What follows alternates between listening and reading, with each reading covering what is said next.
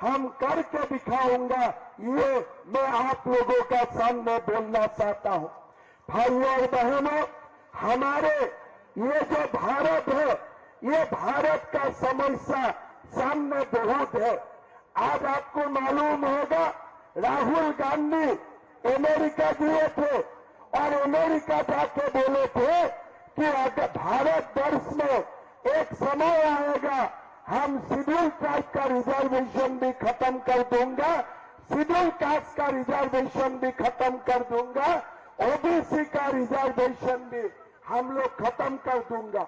लेकिन मैं राहुल बाबा को बोलना चाहूंगा कि जब तक नरेंद्र मोदी रहेगा, आप शेड्यूल ट्राइब का आरक्षण कभी भी आप खत्म नहीं कर पाएगा। ये बात आप सुन लीजिए। आज हरियाणा में आते हैं, अभी राहुल गांधी संविधान नहीं दिखाता है। अभी हरियाणा में आते हैं, आरक्षण का बात नहीं बोलते हैं। किसलिए? राहुल गांधी का पर्दा फाश हो चुका है। अभी सब लोगों का मालूम है राहुल गांधी किसके लिए है, कि किसका काम वो करना चाहते हैं। मैं राहुल गांधी को बोलना चाहूंगा, अगर आप सच्चा भारत को प्यार करते हैं, क्या आप जो लोग पाकिस्तान का जिंदाबाद स्लोगन दिया है, क्या वो लोगों को आप पार्टी से बाहर कर पाएगा? वो लोग किया पार्टी से बाहर कांग्रेस से, किसी को वो लोग पार्टी से बाहर नहीं किया। किसलिए? कांग्रेस के लिए आज वही लोग सबसे बड़ा खजाना है। लेकिन बीजेपी को वो लोगों का वोट का जरूरत नहीं है। जो भी पाकिस्तान जिंदाबाद देते हैं, उनका वोट बीजेपी का जरूरत नहीं है। बीजेपी को उनका वोट नहीं चाहिए। किसलिए? हमारे लिए भारत प्रथम है और हमारे लिए भारत सर्वश्रेष्ठ है। भाई और बहनों, ये हरियाणा में धर्म के लिए कुरुक्षेत्र का लड़ाई लड़ा गया था और ये हरियाणा में हम और एक बार हमारे धर्म को प्रतिष्ठा करना पड़ेगा। और जो लोग यहाँ में पाकिस्तान जैसा जिंदाबाद स्लोगन देते हैं, वो लोगों को ऐसे सबक सिखाना है, जिंदगी में दोबारा ये लोग पाकिस्तान का नाम भी जबान में नहीं लेके आए, ऐसे उनको हमें सबक सिखाना है। भाई और बहनों, आज हमारे गौरव भाई पलवल में चुनाव लड़ा है। मैं तो नहीं मानता हूं कि गौरव भाई पलवल में खाली विधायक बनने के लिए चुनाव लड़ा है। उनका आगे का बहुत ही अच्छा भविष्य उनके लिए इंतजार कर रहा है। कोरोना समय में ट्रेन का सेवा बंद हो गया था, उन्होंने आज ट्रेन का सेवा शुरुआत हो, इसके लिए हर वक्त वो काम कर रहा है। मैं अभी बैठा, मुझको पहले बोला कि हिमंतदा पलवल में जो भी ट्रेन बंद हो गया था, मैं चुनाव जीतने का बाद तुरंत सब लागू करूंगा, आप भी मुझे मदद कीजिए। ऐसा उनका मन में आप लोगों के लिए प्यार है। भाई और बहनों, ऐसे युवा नेताओं को अगर हम पलवल से जिता के भेजता हूं ना, हमारा धर्म की भी रक्षा होगा, हमारा देश का भी रक्षा होगा और साथ साथ में पलवल का विकास भी एक नया दौर तक लेके जाएगा, ये मैं विश्वास करता हूं। भाई और बहनों, हमारे कांग्रेस पार्टी आप लोगों को बोलेगा कि मैं ये करूंगा वो करूंगा, लेकिन हरियाणा से हिमाचल कितना दूर है। हिमाचल प्रदेश का जब चुनाव आए थे, ये राहुल गांधी और प्रियंका गांधी हिमाचल गए थे और क्या बोले थे कि सरकार आने से हम माताओं का बैंक अकाउंट में 1500 रुपया देने का काम करूंगा। लेकिन आज आप कोई भी हिमाचल में मोबाइल फोन करके पूछ लीजिए कि किसी का बैंक अकाउंट में रुपया आते हैं क्या।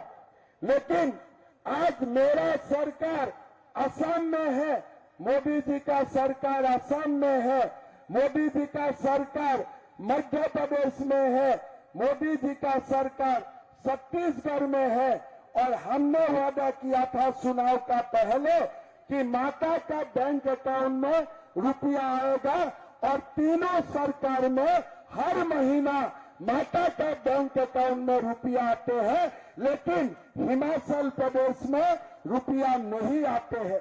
मैं राहुल बाबा को बोलना चाहूंगा, अगर हिमाचल में आप झूठ बोल सकता है तो आप देश में और कौन सा स्टेट में जाके सच बोलेगा। हरियाणा का हमारे भाई और बहनों को मालूम था और आप लोगों का याद है लोकसभा चुनाव में वो क्या बोले थे कि हमको वोट दीजिए, हम खटाखट 8,500 रुपया आपका बैंक में डाल दूंगा। किसी को मिला है क्या? किसी को मिला है क्या?